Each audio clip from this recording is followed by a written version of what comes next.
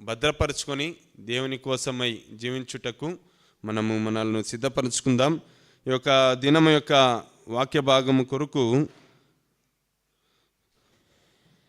మత్తాయి రాసిన సువార్త 16వ అధ్యాయం 24వ వచనములో. మత్తాయి రాసిన సువార్త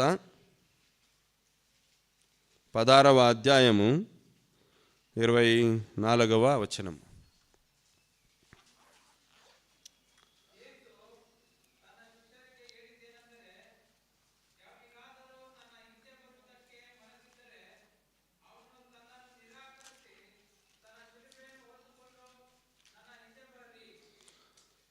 అప్పుడు యేసు తన శిష్యులను చూచి, ఎవడైనను నన్ను వెంబడింపగోరిన ఎడల తన్ను తాను ఉపేక్షించుకొని తన సిలువనెత్తుకుని నన్ను వెంబడింపవలెను. యేసుక్రీస్తు తన శిష్యులను చూచి ఈ మాటలను తెలియజేస్తున్నాడు. ఆ మాటలలో ప్రాముఖ్యముగా 3 భాగములను మనం చూడవచ్చండి. ఆ 3 భాగములు ఏమిటంటే, మొదటిగా తన్ను తాను ఉపేక్షించి, రెండవదిగా తన సిలువనెత్తుకొని, మూడవదిగా నన్ను వెంబడింపవలెను. ఈ 3 మాటలు ఈ యొక్క వాక్య భాగంలో చాలా ప్రాముఖ్యమైన భాగముగా ఉన్నాయి. అయితే ఈ యొక్క మాటలను ప్రారంభించే కన్నా ముందు యేసుక్రీస్తు శిష్యులను చూచి అంటున్న మాట, ఎవడైనను నన్ను వెంబడింపగోరిన ఎడలా అంటున్నాడు. అంటే ఆ యొక్క మాటకు ఒక అర్థం ఉంది. ఆ వెంబడింపగోరిన ఎడల అంటే ఒక ఆశ, యేసుక్రీస్తును వెంబడించాలనే ఒక ఆశ పుట్టి ఉంది అని మనం అర్థం చేసుకోవచ్చు. ఆ యొక్క ఆశ అంటే అప్పటి కాలంలో యేసుక్రీస్తు ఉన్నాడు, యేసుక్రీస్తుతో పాటు వారు తిరిగేవారు. ఆ కాలంలో అనేకులకు రకరకమైన ఆశలు కలిగేవి. యేసుక్రీస్తును వెంబడిస్తే ఆయనను వెంబడించుట ద్వారా మాకు ఆహారము కొదువగా ఉండదు. ఎందుకంటే ఆయన చేతికి 5 రొట్టెలు 2 చేపలు ఇచ్చే చాలు. మేము 3,000 మంది 5,000 మంది భోజనాలు తిన్నా 12 బాణలు అలాగున మిగిలిపోతున్నాయి. అటైతే ఆయనను వెంబడించితే చాలు అనే ఈ రకమైన ఆశ ఆ కాలంలో ఉన్నది. అయితే యేసుక్రీస్తు చెప్పుచున్న మాట ఏమిటంటే, ముందు రాబో కాలంలో జరిగే సంగతులను ఆయన తలంచి, ఎవడైనాను నన్ను వెంబడింపగోరిన ఎడల అనగా నన్ను స్వీకరించడానికి, అంగీకరించడానికి, రక్షకునిగా తమ జీవితంలో చేర్చుకోవడానికి ఆశించిన ఎడల అనే ఒక మాటను ఈ యొక్క వాక్యంలో మనం గమనించాలి. అలా అయితే ఎలాగున రక్షింపబడతారు అనే మాటకు పోతే, అపోస్తుల కార్యములో 2వ అధ్యాయము 37వ వచనంలో మనం గమనిస్తే, అపోస్తుల కార్యములో 2వ అధ్యాయము 37వ వచనం.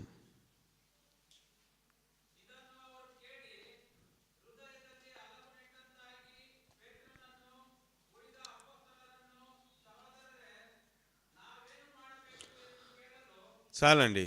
ఇక్కడ రాయబడిన మాట ఏమిటంటే, వారి మాట విని హృదయములో నొచ్చుకొని, సహోదరులారా మేమేమి చేతుమని పేతురును కడమ అపోస్తులను అడుగగా. ఇక్కడ జరిగిన సంఘటన మనకందరికీ తెలిసినదే. ఈ వెనుకున్న వాక్య భాగంలో మనం చూస్తూ వెళితే, పెంతెకోస్తు దినమున ఆ పరిశుద్ధాత్ముడు ఆ యొక్క 120 మంది కూడి ఉన్న ఆ యొక్క గృహములోనికి వచ్చి వారిపైన నిలువగా, వారు అన్య భాషలు అంటే వేరే ప్రాంతము వారు పలుకు మాటలు, అన్య భాషలు అనగా వేరే ప్రాంతము వారు పలికేటువంటి మాటలతో మాట్లాడుచుండగా, ఆ యొక్క ప్రాంతంలో నుండి వచ్చిన వారు అంటున్న మాట, వీరేమిటి మా మూల భాషలో మాతృభాషలో మాట్లాడుచున్నారు కదా, వీరు గలిలాయులు, వీరు ఇలాగు మాట్లాడుచున్నారు అని ఆశ్చర్యపోతున్నారు. అయితే యెరూషలేములో ఉన్న యూదా వారు అంటున్న మాట, వీరు మత్తులై ఇలాగున ప్రవర్తించుచు ఉన్నారు అంటున్నారు. ఎందుకంటే వారు మాట్లాడే మాటలు అర్థం కావడం లేదు, వారికి తెలియదు ఆ భాష. ఆ తెలియని భాషను బట్టి వారు అంటున్న మాట, వీరు త్రాగి మత్తులై ఇలాగున ప్రవర్తిస్తున్నారు. చివరికి అపోస్తలుడైన పేతురు లేచి నిలబడి యూదా యూదా జనాంగమా, యెరూషలేములోని ప్రజలార వినుడే, మేము త్రాగి మత్తులై లేము, ఎందుకంటే ఇంకా ఉదయకాలము. కన్నడలో చూస్తే పొద్దున 9 గంటలే అయి ఉన్నది అని తెలుపబడింది. అంటే పెంతుకొస్తు దినమున ఉదయాన్నే పరిశుద్ధాత్ముడు దిగి వచ్చి ఉన్నాడు, వారిలో చేర్చబడి ఉన్నాడు, వారు మాట్లాడుచున్నారు. ఆ బలముతో పేతురు చెప్పుతూ ప్రభు అయిన యేసుక్రీస్తును ఎలాగున వారు నిరాకరించి తృణీకరించి ఆయనను సిలువకేసిరి. ఆ యొక్క సిలువలో ఆయన ప్రాణములు అర్పించబడినప్పటికీ ఆయన మరణాన్ని గెలిచి ఇదిగో నూతనమైన మార్గాన్ని, రక్షణను సిద్ధపరిచి ఉన్నాడని పేతురు చెప్పినప్పుడు అక్కడ విన్నవారిలో కొందరిలో వారి యొక్క హృదయము నొచ్చుకున్నదండి. ఆ యేసుక్రీస్తును మేము చూసాం, ఆ యేసుక్రీస్తుతో మేము నడిచాం, ఆయన భోజనం పెట్టగా మేము తింటిమి, కానీ ఆయనను నిరాకరించి ఆయనను తృణీకరించి సిలువకు వేశాం. నిజముగా ఆయనే మా రక్షకుడు, మా మెస్సియా అని తెలుసుకున్నప్పుడు వారి యొక్క హృదయంలో ఒక నొప్పి, ఒక బాధ, ఒక పశ్చాత్తాపము కలిగింది. ఆ యొక్క పశ్చాత్తాపము కలుగగా వారు అంటున్న మాట, సహోదరులారా మేమేమి చేతుము. ఈ యొక్క మాట రక్షణ పొందడానికి కోరే యొక్క మాటగా మనం గ్రహించాల. యేసుక్రీస్తు అంటున్నాడు, ఎవడైనాను నన్ను వెంబడింపగోరిన ఎడలా, అంటే వీరు అడిగిన మాటకు సాదృశ్యం అండి. ఎవరైనాను నన్ను స్వీకరించడానికి ఆశించిన ఎడల అని చెప్తూ ఉన్నాడు. ఆ పిమ్మట ఏం జరిగిందో మనము వాక్యభాగంలో చూస్తున్నాం. వారు యేసుక్రీస్తు మాటలను అంగీకరించి యేసుక్రీస్తుని రక్షకునిగా స్వీకరించి ఆయన నామమందు బాప్తిసము పొందిరి. ఇంచుమించు 3,000 మంది బాప్తిసము పొందిరి అని ఆ యొక్క లేఖనములో మనం చూస్తున్నాం. రక్షణ కొరకు యేసుక్రీస్తు పిలుపునిస్తున్నాడు, ఎవడైనను నన్ను వెంబడింపగోరిన ఎడలా అని. ఈ యొక్క ఉదయకాలంలో ఇక్కడ చేరి ఉన్న వారిలో ఎంతమంది ఇంకా ఆ యొక్క ఆశ లేకుండా ఉన్నారు? యేసుక్రీస్తును వెంబడించాలా, యేసుక్రీస్తును స్వంత రక్షకునిగా స్వీకరించాలా, యేసుక్రీస్తుని కుమారునిగా నేను ఉండాలా అనే ఆ ఆశ లేకుండా మీలో ఎంతమంది ఉన్నారు? ఒకసారి గ్రహించుకోండి. మీ యొక్క ఆలోచనలో యేసుక్రీస్తును ఒకసారి జ్ఞాపకం చేసుకొని చూడండి. యేసుక్రీస్తు ఈ లోకానికి వచ్చే కన్నా ముందు ఆయన పరలోకంలో ఆసీనుడై ఉన్నాడు, అత్యున్నతమైన సింహాసనములో ఆసీనుడై ఉన్నాడు, శరీరంలో చేత నిత్యము కొనియాడబడుచున్నాడు, పరిశుద్ధుడు పరిశుద్ధుడు పరిశుద్ధుడు అని ప్రతిగానములు చేయబడుచున్నాడు. వారి యొక్క స్వరం యొక్క ఆ యొక్క ధ్వనికి, ఆ యొక్క స్వరానికి ఆ యొక్క దేవాలయపు పునాదులు వణికాయండి. అటువంటి గొప్ప మహిమలో ప్రభావంలో ఆయన జీవించుచున్నప్పటికీ తండ్రి అయిన దేవునితో సరి సమానముగా ఉండుట విడిచిపెట్టకూడని భాగ్యమని ఎంచుకొనక తన్ను తానే రిక్తునిగా చేసుకొని ఈ లోకానికి ఎలాగొచ్చాడు? మనుషులుగా ఆయన ఈ లోకానికి వచ్చాడు. ఎందుకండి మనుషులుగా రావాల్సి వచ్చింది? హెబ్రీయులకు రాసిన పత్రిక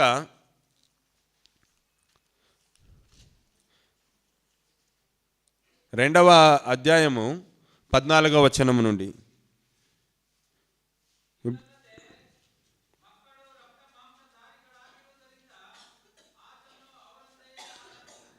చూడండి, పిల్లలు రక్తమాంసము గలవారై ఉన్నందున ఆయన కూడా అలాగునే ఆయన.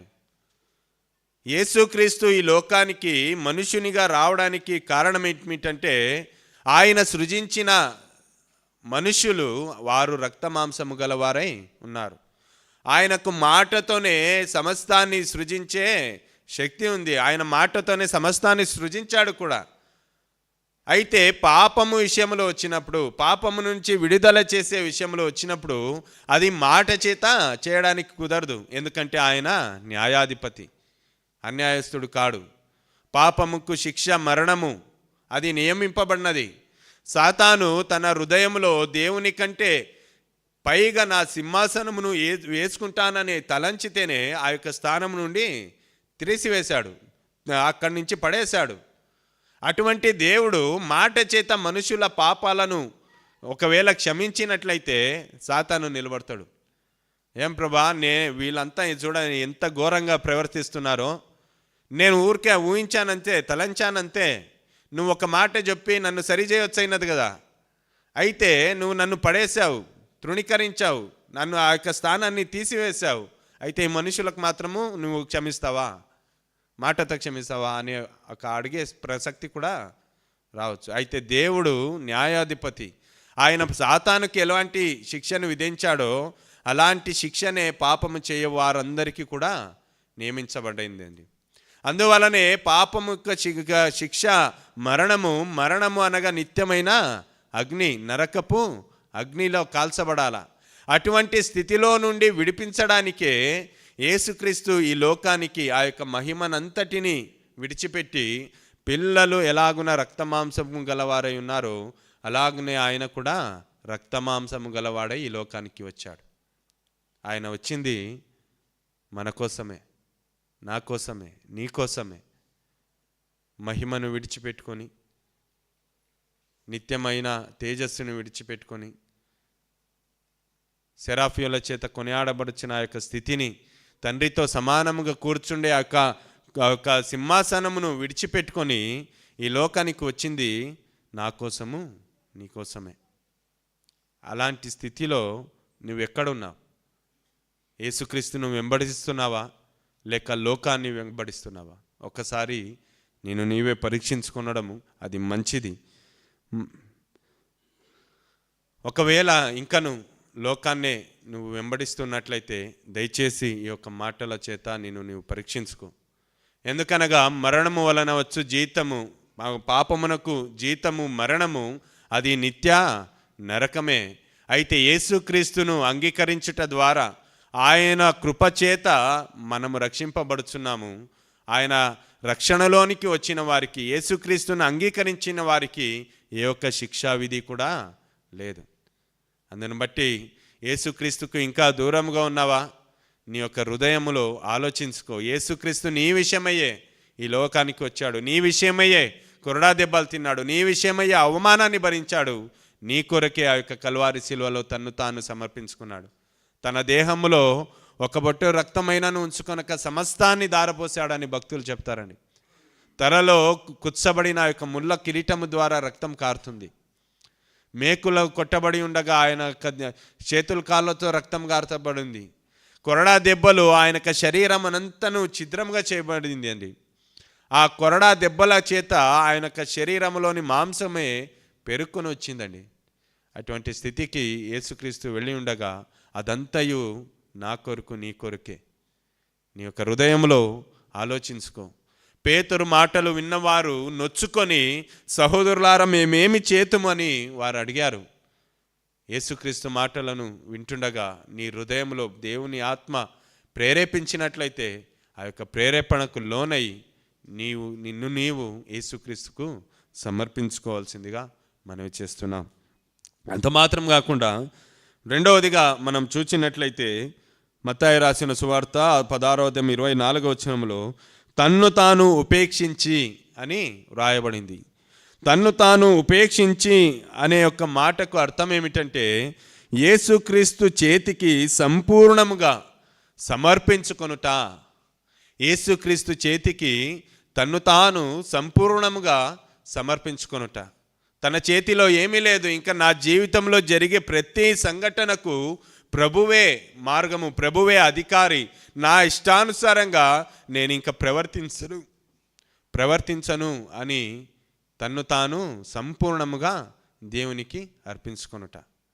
ఈ లోక సంబంధమైనవి ఏమీ కూడా నాకు అక్కర్లేదు, యేసుక్రీస్తు మాత్రమే నాకు చాలు అని స్థిరపరచుట. ఆ యొక్క విషయానికి వచ్చినప్పుడు పౌలు విషయంలో మనం గమనించినట్లయితే అపొస్తలుల కార్యం 9వ అధ్యాయంలో, అపొస్తలుల కార్యములు 9వ అధ్యాయము మొదటి భాగం నుంచి చూచినట్లయితే అతడు దమస్కు ప్రాంతానికి విశ్వాసులను, శిష్యులను చెరగా పట్టుకొని తేవలనని అతను వెళ్ళుచుండగా యేసుక్రీస్తు అతనిని సంధించాడు. పౌలా నన్నెందుకు, సౌలా నన్నెందుకు హింసించుచున్నావని తనతో ఒక స్వరము పలుకుట వినేను అని మనం 4వ వచనంలో చూస్తున్నాం. ఆ యొక్క స్వరము విన్నాడంతే పౌలు. ఆ స్వరము విన్న వెంటనే తను అంటున్న మాట 5వ వచనములో, ప్రభువా నీవెవడు, ప్రభువా నీవు ఎవరు. ప్రభువా అనే ఒక మాటకి అర్థం ఏమిటంటే, నా జీవితంలో నీకంటే ఇంకొక్క పైగా ఎవ్వరు కూడా లేరు అని అర్థం. నా మీద అధికారివి నీవు అని అర్థం. ఆయన యేసుక్రీస్తు అనే విషయం ఇంకా పౌలుకు తెలియదు, సౌలుకు తెలియదు. అయితే ఆ యొక్క స్వరము వినగానే తన హృదయంలో కలిగిన యొక్క భారాన్ని బట్టి ఆయనకు అర్థమైందంటే, ఈయన నాకంటే గొప్పవాడు, నా మీదున్న అధికారికుల కంటే గొప్పవాడు, ఈయనకు పైగా ఇంకెవ్వరు లేరు అనే ఒక భారము ఆయన హృదయంలో కలగగా, ప్రభువా నీవెవరు అని అడుగుతున్నాడు. ఆయన మాటకు చెవియొగ్గిన పౌలు తన్ను తానే ప్రభువుకు సమర్పించుకున్నాడు. ఆ పిమ్మట ఆయన జీవితం అంతా చూచినట్లయితే ఆ జీవితంలో ప్రతి ఒక్కటి కూడా ప్రభువు చిత్తానుసారముగానే జరిగిందండి. ఆయన గ్రుడ్డివాడయ్యాడు వెలుగును వలన, ఆ యొక్క దమస్కులోనికి వెళ్ళాడు, అననీయ ద్వారా ఆ యొక్క కన్నులు తెరవబడినాయి. అవన్నీ చూచినట్లయితే వాక్య భాగంలో మనము ముందుకు చదువుతూ వెళితే అవన్నీ కూడా ప్రభువు చెప్పినప్పుడే జరిగినాయి, ఆయన చెప్పకున్నప్పుడే కార్యాలు జరిగినాయండి. ఎందుకు అంటే ఆ యొక్క భారము తనలో రాగానే తన్ను తాను ఉపేక్షించుకున్నాడు. ఇంకా నేనేమీ లేదు, నేనేమీ కాను, సమస్తము ఆయనే అని అన్ని ప్రభువా అని ఆయన పలికాడండి.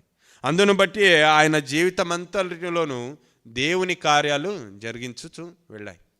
అందును బట్టి యేసుక్రీస్తు అంటున్నాడు, తన్ను తాను ఉపేక్షించుకోవాలా అంటే సమస్తాన్ని వదిలిపెట్టాలా. ఈ లోక సంబంధమైనది ఏది కూడా నీతో అంటుకొని రాకూడదు. నీవు దేవుని కోసం మాత్రమే, యేసుక్రీస్తుకు మాత్రమే సమర్పించుకోవాలా అనే ఒక మాటను అక్కడ తెలియజేశాడు. అంత మాత్రం కాకుండా మూడవదిగా తన సిలువను ఎత్తుకొని అని చూస్తున్నాం. తన సిలువను ఎత్తుకోవడం అంటే అది సామాన్యమైంది కాదండి. ఈ కాలంలో క్రైస్తవులుగా పేరు పొందాం, అందును బట్టి ఏమంతగా తెలియడం లేదు. అయితే ఆ యొక్క మొదటి శతాబ్దంలో యేసుక్రీస్తును సొంత రక్షకునిగా అంగీకరించే కాలంలో ఆ ఎంతో తిరస్కారము, ఎంతో అవమానము, నిందలు, శ్రమలు అవన్నీ కూడా మీరు భరించాలా అని దేవుడు చెప్తున్నాడు. అందును బట్టి సిలువను మోయుట, ఉదయకాలానే విన్నాం, 150 కేజీల ఒక సిలువను యేసుక్రీస్తు మోసాడండి. లెక్క ప్రకారంగా చూస్తే ఏ మనిషి అయినా తానెంత బరువు ఉంటాడో దానికంటే 2 అంతలుగా మోయవచ్చును అని చూస్తున్నాం. అయితే యేసుక్రీస్తు మోసిన సిలువ అది ఆయన బరువు కంటే ఎక్కువగా ఉందండి. ఆ యొక్క సిలువ మోయినప్పుడు జనాలు చూస్తూ ఆలోచించే మాట, ధర్మశాస్త్రంలో చెప్పబడిన మాట, మ్రాను మీద వ్రేలాడదీయబడిన వాడు శాపగ్రస్తుడు. ఈయన సిలువ మోసుకొని వెళుతున్నాడంటే ఇతను శాపగ్రస్తుడు అని జనాలు ఆలోచిస్తున్నారు. ఆ యొక్క ఆలోచనలను అధిగమించాలా, జనాల వలన వచ్చే నిందలను భరించాలా, అవన్నీ కూడా సహించడానికి సిద్ధపడిన వారే తన సిలువను ఎత్తుకొనాలా అని యేసుక్రీస్తు తెలియజేస్తున్నాడు. ప్రస్తుత కాలంలో మనం చూసినట్లయితే అటువంటి తీవ్రత లేదండి. క్రైస్తవులుగా పిలువబడినాం, సుఖ సౌఖ్యాలతో చింత లేకుండా సుఖంగా ఉంటుండమండి, శ్రమ లేకుండా. వాస్తవానికి చూచినట్లయితే మనకు శ్రమ కలగాల, శ్రమ కలిగినప్పుడే మన విశ్వాసం కూడా స్థిరపడుతుంది. ఆ యొక్క శ్రమ కలగకుండా ఉండడం వల్ల ఏమవుతుందంటే విశ్వాసంలో నిర్లక్ష్యం. సమయానికి రాకున్నా పర్వాలేదులే, మనం ఇంట్లో అంత సర్ది దించుకొని 9 గంటలు అంటే 9:10కి ఇల్లు వదిలే స్థితి కూడా ఉంది. అయితే ఎప్పుడైతే శ్రమ కలిగానో అప్పుడు మనము అపోస్తుల కార్యంలో చూస్తే ఆది సంఘానికి శ్రమ కలుగగా వారు యెరూషలేములో నుండి విధమైన ప్రాంతములకు చెదరి వెళ్ళిపోయారు. సమరయకు ఫిలిప్పు వెళ్ళాడు, అక్కడ గొప్ప ఉజ్జీవనం కలిగింది. అలాగనే మన జీవితంలో శ్రమ ఉన్నట్లయితే మన ఆధ్యాత్మికమైన జీవితం కూడా గొప్పగా మారుతుంది, భద్రపరచబడుతుంది, స్థిరపరచబడుతుంది. ఆయన సిలువను నిజముగా మనం మోసుకొని ఉన్నామా? మోసుకొని ఉన్నట్లయితే శ్రమ ఖచ్చితంగా ఉంటుందండి. ఒకవేళ శ్రమ మన జీవితంలో లేకపోతే మనం మోసుకున్న సిలువ ఎంత భారమో ఒకసారి ఆలోచించాలి. భారము అధికమై ఉంటే ఖచ్చితంగా మనకు ఆ యొక్క సిలువలో వలన శ్రమ కలుగుతుంది, హింస కలుగుతుంది, అసూయ కలుగుతుంది. లేదంటే భారంగా లేదంటే మనం సుఖంగా ఉంటున్నాం. మోసుకున్న సిలువ ఎంత భారం ఒకసారి పరీక్షించుకుందాం. మరి చివరిగా వెంబడింపవలెను అని తెలియజేస్తున్నాడు. వెంబడింపుట అంటే యేసుక్రీస్తు జీవించిన ప్రకారముగా జీవించడం. ఆయన తన సిలువను ఎత్తుకొని వెంబడించడం అనగా యేసుక్రీస్తు ఎలాగున జీవించాడో అలాగున జీవించడం. యేసుక్రీస్తు చనిపోయిన పిమ్మట శిష్యులు ఆయనను ప్రకటిస్తూ సాగుతూ ఉండగా అంతియోక్యలో వారిని చూసి వీరు క్రీస్తులాగానే నడుచుచున్నారు, క్రీస్తులాగానే ప్రవర్తిస్తున్నారు, క్రీస్తులాగానే మాట్లాడుతున్నారని గ్రహించి అక్కడ క్రైస్తవులు అని పేరు మొదటిగా తెలుపబడినది. దాన్ని అపోస్తుల కార్యములు 11వ అధ్యాయం 26వ వచనంలో మనం చూస్తున్నాం. యేసుక్రీస్తును వెంబడించిన శిష్యులు జీవించే జీవితాన్ని చూసి వారిని క్రైస్తవులుగా ఎంచబడ్డారు. ఆ ప్రకారముగా జీవించాలా? ఆయనను వెంబడించే వారిని చూసినప్పుడు ఆ ప్రకారంగా ఉంటుండామా ఒకసారి పరీక్షించుకోవాలి. ఎందుకంటే మనం లోకంలో ఉన్నాం, లోకములో అన్యులు ఉన్నారు, విగ్రహారాధికులు ఉన్నారు, వారు మన స్నేహితులు కూడా అయి ఉన్నారు. వారి మధ్యలో మనము క్రీస్తు వారము అనే సాక్ష్యం ఉన్నదా అనేది మొట్టమొదటిగా మనము పరీక్షించుకోవాలండి. ఎందుకంటే ఆ యొక్క సాక్ష్యము లేకుండా మనం జీవించినట్లయితే సంఘములో విశ్వాసిగా ఎంచబడింటే ప్రయోజనమే లేదు. ఎందుకంటే ఇప్పుడే జాన్ బెన్నీ అంకల్ గారు తెలియజేశారు, ఒరిజినలా డూప్లికేటా అది ఎప్పుడు తెలుస్తుంది? ప్రభు రాకడ రోజున తెలుస్తుంది. సంఘము కొరకు ఆయన ఆజ్ఞా ఘోషంతోను ప్రధాన దూత శబ్దముతోను దేవుని బూరతోను ఈ లోకానికి వచ్చినప్పుడు, ఆకాశం నుండి దిగి వచ్చేటప్పుడు ఎందరైతే మార్పు చెంది ఎత్తబడతారో వారు మాత్రమే ఒరిజినల్, మిగిలిన వారు ఖచ్చితంగా డూప్లికేటే.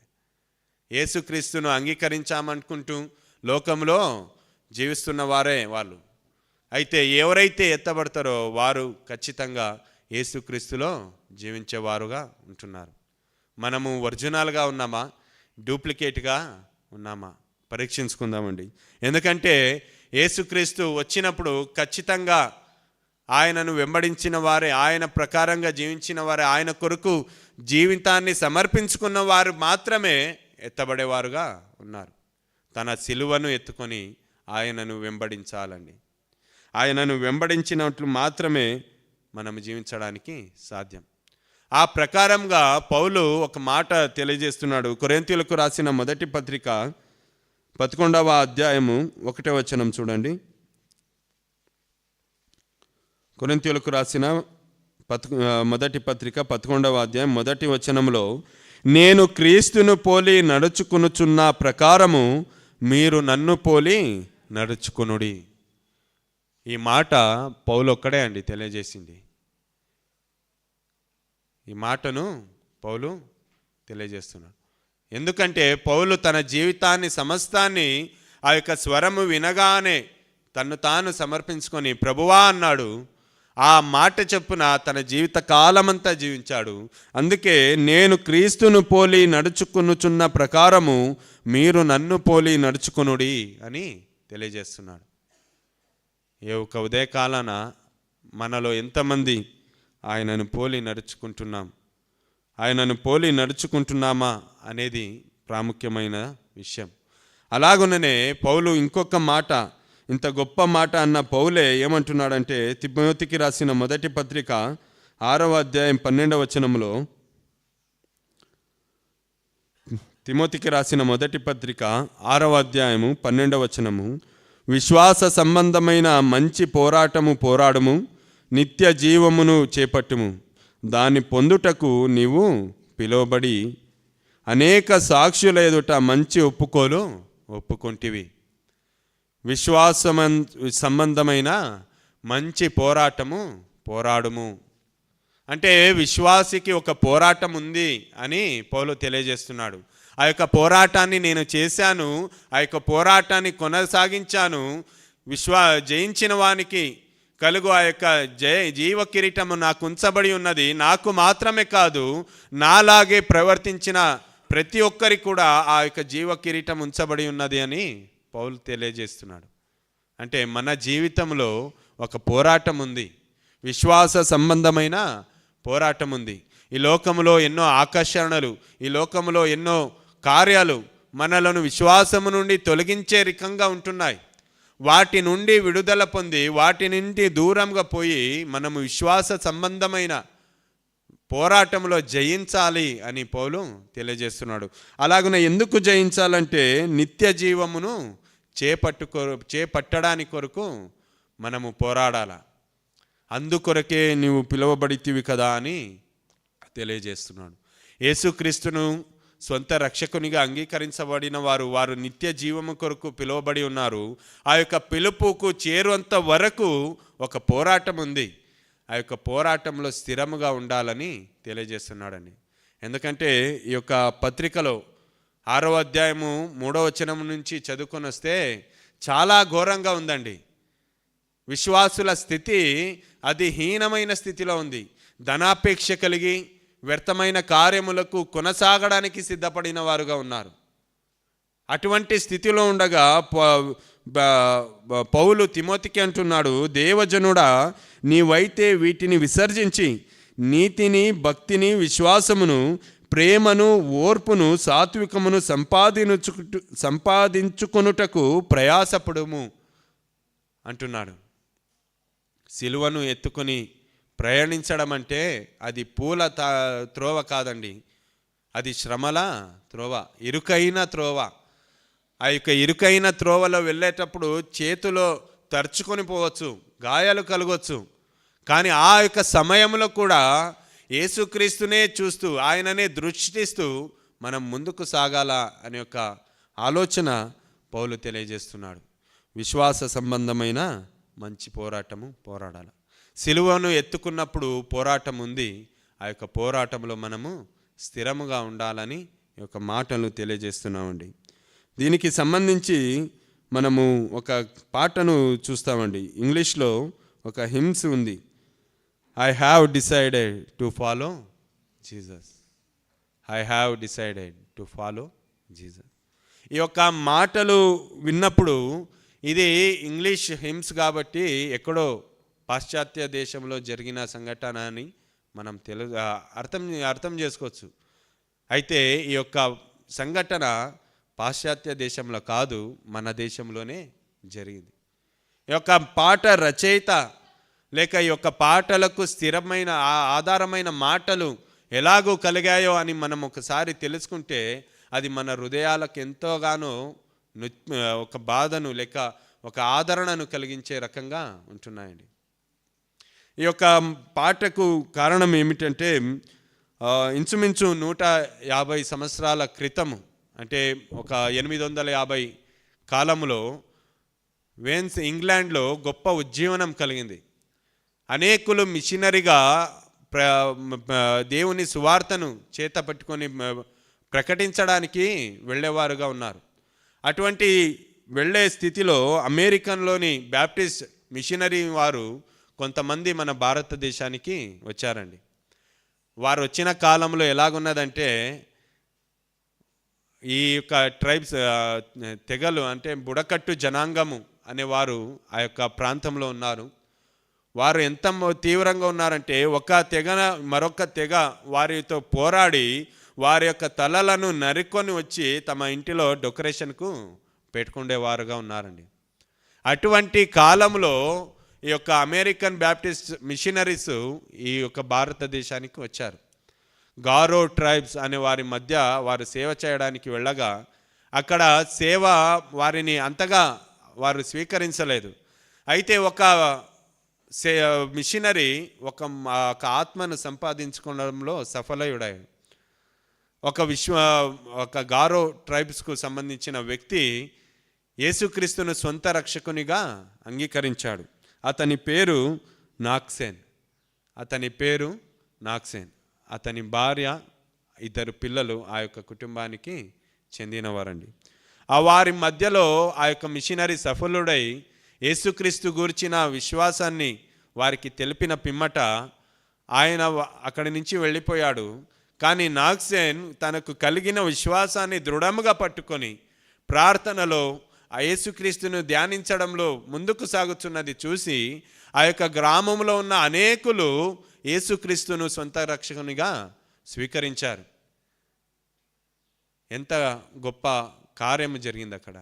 అయితే ఆ యొక్క సంగతిని గ్రహించినట్టు గ్రామ పెద్ద ఆ యొక్క గ్రామంలో ఉన్న ప్రతి ఒక్కరిని ఆ యొక్క స్థలానికి చేర్చుకొని, ఆ యొక్క వారి యొక్క తీర్మానం చేసే ఒక స్థలానికి చేర్చుకొని మధ్యలో ఈ యొక్క నాక్సేన్ ఒక కుటుంబాన్ని నిలవబెట్టి ఆయన అంటున్న మాట, నీ కార్యము ఇక్కడ సరిలేదు, అది నాకు నచ్చడం లేదు, నాకు కోపము తెప్పిస్తుంది. ఈ క్షణమే నీవు ఆ యొక్క విశ్వాసాన్ని తృణీకరించు అని తెలియజేశాడు. అయితే నాక్సేన్ అంటున్న మాట, నేను యేసుక్రీస్తును వెంబడించాలని తీర్మానించుకొని ఉన్నాను అని చెప్తున్నాడు. I have decided to follow Jesus. ఆ మాట వింటున్నా కానీ ఆ యొక్క గ్రామ పెద్ద వారి యొక్క గ్రామంలో ఆ యొక్క 2 పిల్లలను బాణములతో కొట్టి చంపడానికి చెప్పగానే ఆ యొక్క పిల్లలను బాణములతో కొట్టి చంపేశారు. ఆ యొక్క దేహాలు అక్కడ పడి ఉన్నాయి. అదిని చూపించి గ్రామ పెద్ద అంటున్నాడు, ఇదిగో నీ పిల్లలు చచ్చారు, నీ పిల్లలను కోల్పోయావు, నువ్వు ఇకనైనా ఆ యొక్క యేసుక్రీస్తును నువ్వు తృణీకరించు, ఆ యొక్క విశ్వాసాన్ని విడిచిపెట్టుకో అని అంటున్నాడు. మరి నువ్వు ఒకవేళ అలా చేయకపోతే ఇదో నీ భార్య ఉంది, తను కూడా నువ్వు కోల్పోతావు అని తెలియజేయగా అతడు అంటున్న మాట, ఎవరు నన్ను చేరకపోయినా వెంబడించకపోయినా నేను మాత్రము ఆయననే అనుసరించినాను. Though no one joins me still I will follow అంటున్న క్షణంలోనే అతని యొక్క భార్యను కూడా చంపేశారు. పిల్లలు చనిపోయారు, భార్య చనిపోయింది. చివరికి ఆ యొక్క ఊరి పెద్ద, ఇదిగో నీకు చివరి అవకాశం ఇస్తున్నాను, నీ పిల్లలను కోల్పోయావు, నీ భార్యను కోల్పోయావు, ఇంకా చివరిగా మిగిలింది నీవే, నీ విషయంలో ఆలోచించుకో, నిన్ను కాపాడుకో, నీ జీవితాన్ని కాపాడుకో, యేసుక్రీస్తును తృణీకరించి నీవు జీవించు అని తెలియజేయగా అతడు అంటున్న మాట, నా ముందు సిలువ ఉంది, నా వెనుక లోకం ఉంది, నేను వెనుతిరుగను. నా ముందు సిలువ ఉంది, నా వెనుక లోకం ఉంది, నేను వెనుక. The cross before me, the world behind me, no turning back. ఆ యొక్క మాట వింటున్నాగానే ఆ యొక్క గ్రామ పెద్దకు ఆ యొక్క కోపము తీవ్రంగా ఎక్కువై అతన్ని కూడా చంపేశాడు. ఎందుకండి ఈ మాటలు? ఎందుకు ఇంతగా అతను స్థిరపడ్డాడు అంటే ఆయనలో కలిగిన యొక్క విశ్వాసపు లోతు అంతగా ఉంది. సమయం గడిచిపోయింది, వారిని పాతిపెట్టేశారు.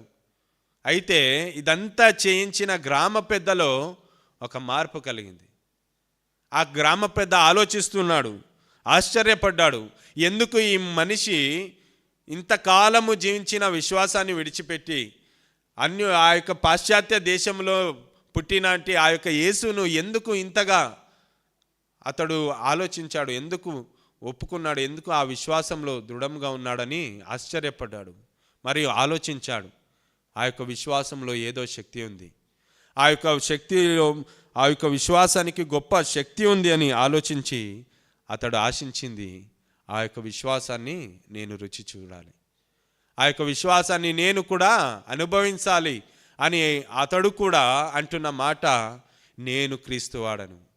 ఎప్పుడైతే తనలో ఆశ కలిగిందో అప్పుడే యేసుక్రీస్తు ఆయనలో కార్యము చేశాడు. ఆ యొక్క హృదయంలో యేసుక్రీస్తులోనికి వస్తే కలిగే ఒక ఆనందము యొక్క ఒక సంతోషము అనుభవించి అతడు అంటున్న మాట, నేను యేసుక్రీస్తు వాడనని. ఆయన చేసిన తీర్మానాన్ని బట్టి ఆ యొక్క గ్రామమంతా రక్షణలోనికి నడిపింపబడినది. గ్రామ పెద్దనే యేసుక్రీస్తుని వెంబడించుచుంటే ఆ యొక్క విశ్వాసంలో ఏదో శక్తి ఉందని తెలుసుకున్న ఆ యొక్క గ్రామం అంతా యేసుక్రీస్తును స్వీకరించిందండి. దీని అంతటికీ కారణం ఏంటి?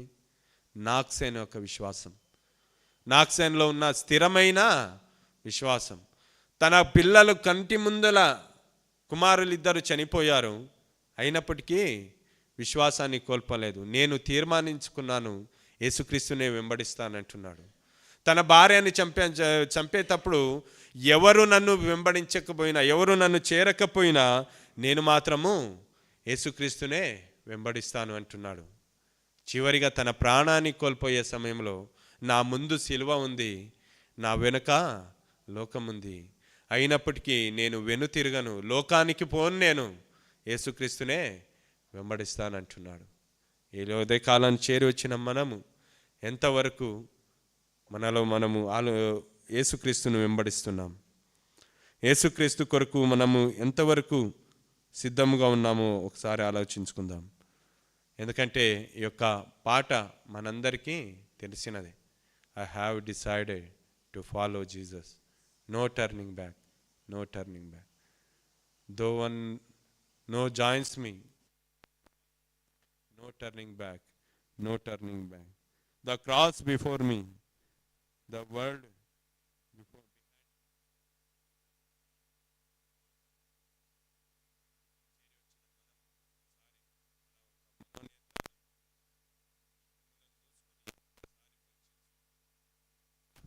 ఎందుకు ఇలా మన యొక్క జీవితంలో మనము ఎటువంటి స్థితిలో ఉన్నాం? యేసుక్రీస్తును వెంబడించేవారుగా ఉన్నామా? ఆ యొక్క వెంబడించినట్లయితే ఏ స్థితిలో వెంబడిస్తున్నాం? మన విశ్వాసము స్థితి ఎటువంటిదిగా ఉన్నది అనేది పరీక్షిస్తాం. ఒకసారి కళ్ళు మూసుకుందాం. చివరిగా మనము ప్రభు సన్నిధానంలో మనల్ని పరీక్షించుకొని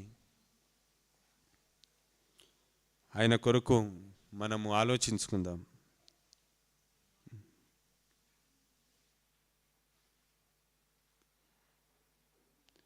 యేసుతో వెళ్ళడానికి మనము తీర్మానించుకుని ఉండగా వెనుతిరగని స్థితిలో మనము వెళ్ళడం చాలా అవసరం. ఎవరు కూడా మనలను చేరకపోయినా, సమస్తము కోల్పోయినా, మనవారే మనల్ని విడిచిపెట్టినా మనము వెంబడించడానికి వెనుతిరగకుండా ఆయనను మాత్రమే వెంబడించాలి. విశ్వాసులమైన మన ప్రతి ఒక్కరి ముందు ఆ యొక్క సిలువే ఉంది. ఆ యొక్క సిలువను మనం చూస్తూ, ఆ యొక్క సిలువ కార్యాలను మనం చూస్తూ ముందుకు సాగాల. మన వెనుక ఎప్పటికీ కూడా లోకము వెనుకనే వస్తుందండి. వెను తిరగడం వద్దు, ముందుకు సాగుదాం. I have decided to follow Jesus. I have decided to follow Jesus. I have decided to follow Jesus. No turning back, no turning back. The world behind me, the cross before me. The world behind me, the cross before me. The world behind me, the cross before me. No turning back, no turning back. ఒకసారి ఆలోచించుకోండి. మీ యొక్క పనిని కోల్పోయారా? మీ యొక్క జీవితంలోని ప్రియులైన వారిని కోల్పోయారా? మీ సన్నిహితమైన స్నేహితులను కోల్పోయారా? ఇవన్నిటికంటే యేసుక్రీస్తును వెంబడించినట్లయితే గొప్ప నిరీక్షణ మీకుంది. నాక్సేన్ తన జీవితాన్ని కోల్పోయాడు, 2 కుమారుని కోల్పోయాడు, తన భార్యను కోల్పోయాడు. అయినప్పటికీ నేను వెనుదిరుగను, నేను యేసుక్రీస్తునే వెంబడిస్తానని తీర్మానించుకున్నాడు. ఈ యొక్క ఉదయకాలన వాక్యము విని ఉండగా, ఎవడైనాను నన్ను వెంబడింపగోరిన ఎడల తన్ను తాను ఉపేక్షించుకొని తన సిలువను ఎత్తుకొని నన్ను వెంబడింపవలెను అని యేసుక్రీస్తు అంటుండగా, ఆయన సన్నిధానంలో మనలను ఉపేక్షించుకొని ఉన్నామా? ఆయన సిలువను ఎత్తుకొని ఉన్నామా? ఆయనను వెంబడిస్తూ ఉన్నామా?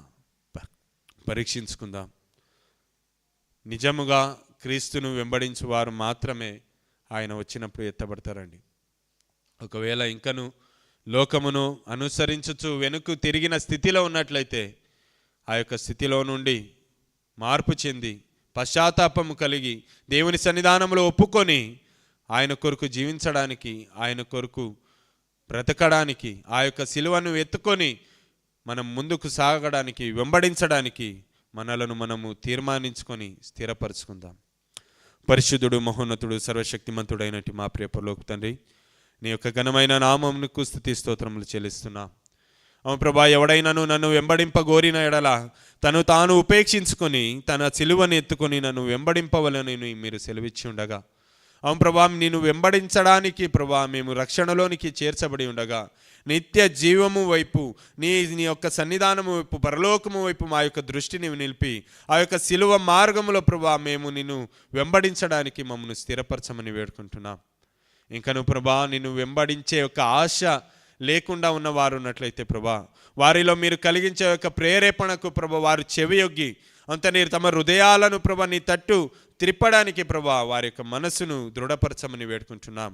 అంత నేను మాటల చేత హృదయంలో నొచ్చుకుని వారు సహోదరులారా మేమేమి చేతుమని అడిగినట్లుగా ప్రభా రక్షణలోనికి రావడానికి ప్రభా మీరు ప్రేరేపింపబడుచున్న వారు ప్రభు యొక్క వాక్య భాగమైన తంపిమట నీ సన్నిధానంలో ప్రభా, నీ సన్నిధానంలో నేను ఒప్పుకుంటున్నాను, నన్ను నీ కుమారునిగా చేసుకుంటూ ప్రభా తమ పాపం విషయమై పశ్చాత్తాపపడినట్లుగా మీరు కృప చూపించమని వేడుకుంటున్నాం. అంత మాత్రం కాకుండా ప్రభా తమ తాము ఉపేక్షించుకునడానికి ప్రభా ప్రతి ఒక్క విశ్వాసికి ప్రభా మీరు కావలసిన యొక్క జ్ఞానాన్ని మీరు అనుగ్రహించమని వేడుకుంటున్నాను. నీ యొక్క సిలువను ఎత్తుకొని ప్రభా వెంబడించడానికి మీ యొక్క పిలుపు ఉండగా ఆ యొక్క పిలుపుకు లోబడి జీవించడానికి మీరు కృప చూపించి నడిపించుదురని మా ప్రియుడు రక్షకుడు యేసు నామములో అడిగి వేడుకుంటున్నాం.